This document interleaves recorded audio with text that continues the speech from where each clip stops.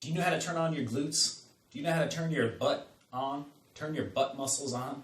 This is especially pertinent after sitting, whether you're driving a long way or sitting at an office chair all day. People talk about you get glute amnesia, the glutes, the gluteus maximus, medius, to a lesser degree, minimus. They get amnesia throughout the day because they're just pancaked. You're just sitting them down, deactivating them for hours on end. And then you might get up and expect them to perform at the gym, doing deadlift, squat, jump, running, whatever it may be. And you expect them to perform after they've been asleep. This is a good way to wake them up. This is also a good way to figure out, do I know how to turn my glutes on? Do I know how to even turn them on? I say to a lot of people that come in here, okay, now contract the glutes, engage the glutes. That's hip extension. Your glute maximus is your chief hip extensor, meaning out behind you. A lot of people can't even do it. This is a good way to get reacquainted with what it feels like to engage the glute muscles, an imperative muscle, one of the strongest muscles of our true core, one of the strongest muscles we have for lifting and moving, navigating the day. So you better know how to turn it on, and it better be strong. If you notice tightness in the hip flexors, which is going to come from sitting, which is going to come from prolonged sitting, those hip flexors we've talked about in the past, they get hypercontracted on that front side, especially that psoas, that iliopsoas. This is also a good way to somewhat indirectly relax them and open them up rather than just mindless static stretching. Now we're talking about something called reciprocal inhibition. So when I turn on the glute maximus, which is the hip extensor, it relaxes the antagonist muscle on that one, which is your hip flexors, largely your psoas and your iliopsoas. So this is another way to open up that area, almost like we do in a lunge, what we've talked about in the past. Open up the hip flexors, open up better posture, open up more erect, upright posture, less slouching. Turn on the glutes. We're going to keep you upright, powerful, and moving throughout the day. Let's go through the demonstration.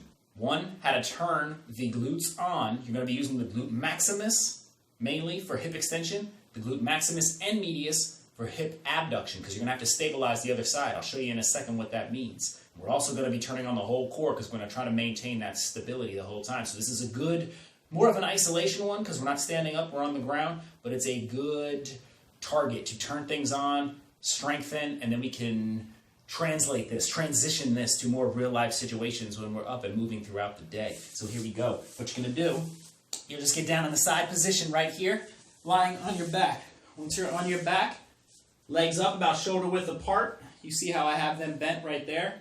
Arms at the side. What we're going to do first is just go up into a bridge position. So in a bridge, we're going to come up like this. We're trying to keep everything straight. Trying to keep everything a straight line from my knee down over my quad, my thighs, down the abdominal region.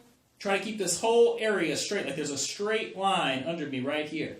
Once we're in this position, and we've got it going, you can see this could be somewhat of an exercise in itself. If this is where you start, just getting into a bridge, start with this. Try to hold this for 15, 20, 30 seconds, and go with that. We want to add more target to core strengthening and glute engagement, glute strength. What we're going to do is we're going to drive these glutes. We're going to drive the heels, the ankles into the ground. In doing so, you are forcing isometric, meaning you're not moving the joint, hip contraction. Isometric hip extension into the ground. You'll see just going up in that side position, as I start to fatigue a little bit myself, in order to do that, if you're doing it right, and you're driving those heels into the ground, you start to feel your glutes start to fatigue a little bit. Let's go into what we're talking right here. So it's the bridge. We're into a bridge, and then we're going to start to march. Here we go. Bridge. And now I'm going to extend one side. In extending one side, you think we're working this side out. We're not.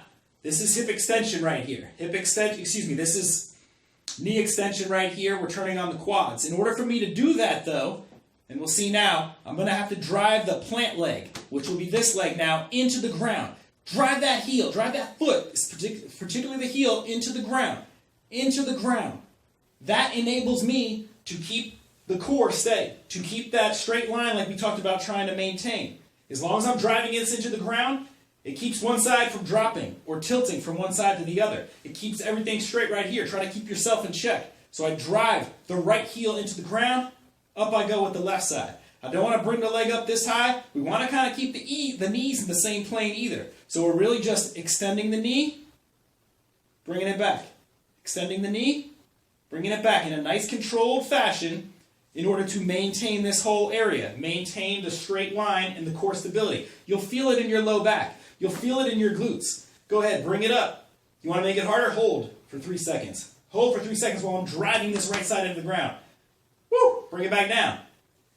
Extend the right side, drive that left side into the ground. Hold for 3 seconds, keeping this firm the whole time. We're engaging the glutes for hip extension, the glute maximus and the glute medius to hold this straight. If you have some weakness in this right side, glute medius and maximus, you might notice this side will tilt. That's because when you lift this leg off the ground, it's up to this side to hold it straight. So you can find deficits if you notice I'm up straight, oh, that dipped. That means the left side, glute maximus, glute medius, needs some more work. Ideally, we want to be able to keep everything balanced and symmetric. Straight forward and back. So we're literally marching, driving the heel into the ground, engaging the glute, keeping the core engaged and keeping the whole body straight, and roll with it from there. Turning those glutes on, waking them up from being pancaked in that seat. Waking them up before asking them to perform running, lifting, jumping, whatever it be. Waking them up in the morning so they can stabilize that core and enable you to lift whatever you have to lift throughout the day. So another one for you. We're going into a bridge with a little bit of marching. How about that?